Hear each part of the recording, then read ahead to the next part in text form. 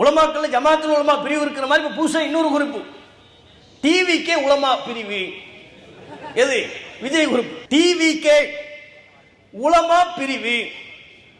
அவன் தொப்பியை போட்டு ஜுப்பா போட்டு கூப்பிடுறான், நம்ம தலைவர் நம்மை அழைக்கிறார். யார் யார் தலைவர், நமக்கு யார் தலைவர், திடீர்னு புதுசா ஒரு தலைவர் வந்திருக்கிறார்னு பார்த்தா விஜய் சொல்றான், நம்ம தலைவர் நம்மை அழைக்கிறார், அதற்காக வேண்டி இந்த மாநாட்டிற்கு வருகை தரும், இந்த பொதுக்கூட்டத்திற்கு வருகை தரும் அனைவரையும் தமிழக வெற்றி கழகத்தின் உலமா பிரிவு சார்பாக உங்களை வருக வருக வேண்டும் மனதார வரவேற்கிறேன்.